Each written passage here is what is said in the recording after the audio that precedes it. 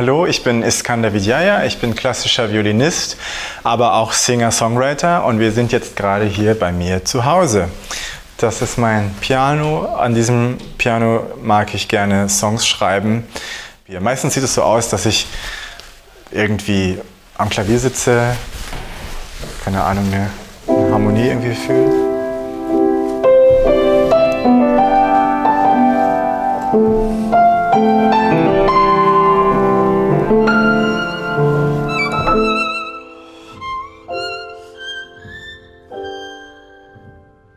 What is love like on the moon? I reckon hard to share. Bis dato war ich eigentlich vor allem klassisch unterwegs, habe Bach, Beethoven, Mozart, Brahms gespielt.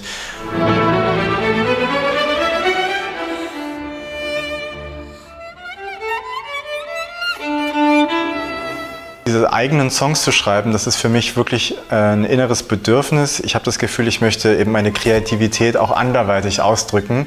Nicht nur über die Interpretation von Werken der klassischen Standardliteratur, sondern ich möchte meine ganz persönliche Note einfach in die Songs legen. Der erste Startschuss war letztes Jahr, 2019, in New York. Da hatte ich mein Debüt gespielt und das erste Mal mich getraut, einen eigenen Song von mir zu spielen. Das Programm hatte sonst Stücke von Dvořák, von Gershwin, von Bach natürlich, der ein ganz, ganz großer Held für mich ist, ein musikalisches Vorbild und fast wie eine persönliche Religion. Und ich habe an diesem Abend eben meinen eigenen Song gespielt, Spirited Away. Und ich muss sagen, es war für mich irgendwie so ein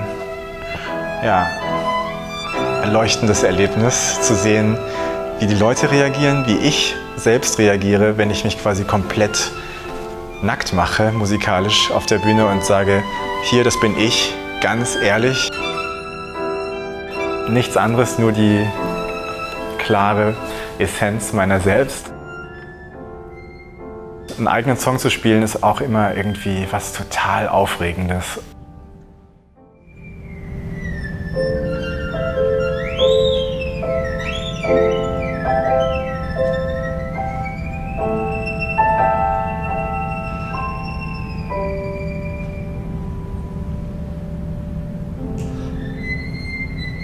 Das Feedback, was ich damals bekommen habe in New York, war so überwältigend, dass ich gesagt habe, wow, das möchte ich unbedingt nochmal erleben. Und deswegen spiele ich in jedem meiner Konzerte eigentlich Musik auch von mir selbst.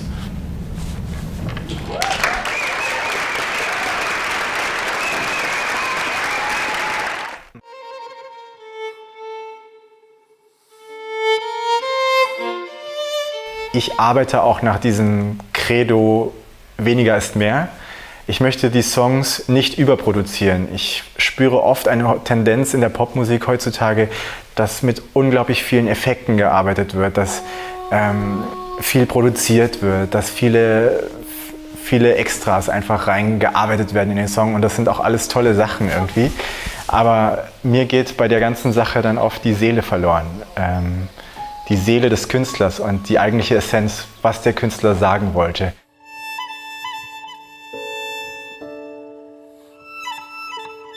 Und genau dieses Gefühl möchte ich eigentlich rüberbringen. Das ist ehrlich, das ist echt, das ist authentisch, das bin ich.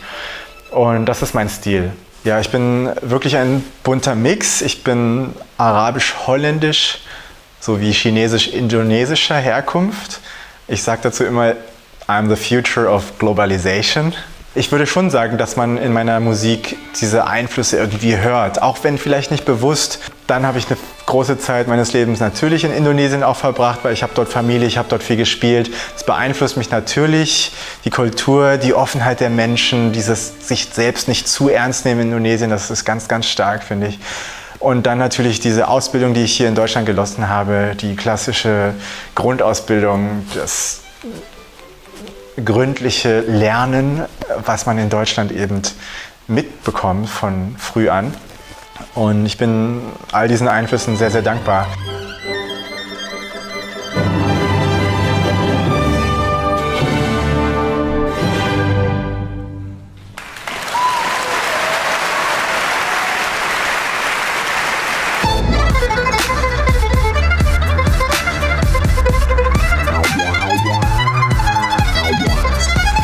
Hip-Hop-Symphonie ist einfach eine Kombination von Extremen, musikalischen Extremen. Ich gehe in eine extreme Virtuosität. Ich spiele in einem Tempo, das quasi an der Grenze des Spielbaren ist. Schneller geht's nicht, wenn man noch jeden Ton hören will. Und das habe ich kombiniert mit Hip-Hop-Tanz und Hip-Hop-Beat. Wir haben 5 Hip-Hop-Tänzer aus Papua in Indonesien dazu gecastet, die eine Choreografie sich überlegt haben. Ich bin Teil der Choreografie, das heißt, ich spiele und tanze in dem Video gleichzeitig. Es ist ein Stück, was eben wirklich nah am Zeitgeist ist, was super modern ist. Tempo, Tempo, Tempo. Wir haben geshootet in der Metropolis Jakarta, direkt über dem Highway. Das heißt, es ist das pulsierende Leben. Und es ist eine Seite von mir, die eben auch sehr stark präsent ist. Ich liebe dieses höher, schneller, weiter, lauter, krasser, fetter. Und das kommt in Hip-Hop-Symphonie einfach zum Tragen. Ja, ich bin sehr zurückgezogen aufgewachsen. Ich habe eine große Zeit meiner Kindheit, Jugend eigentlich in der Einsamkeit verbracht.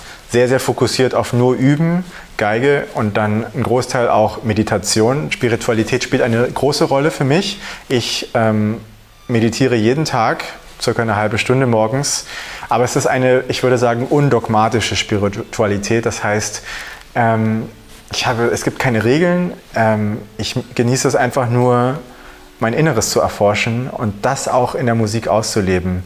Ich arbeite gerne und oft mit einem Zen-Meister zusammen, der in meinen Konzerten eine Konzentrationsübung mit dem Publikum macht, sodass das Publikum quasi vorbereitet ist, wenn ich auf die Bühne komme und schon in meiner Zone.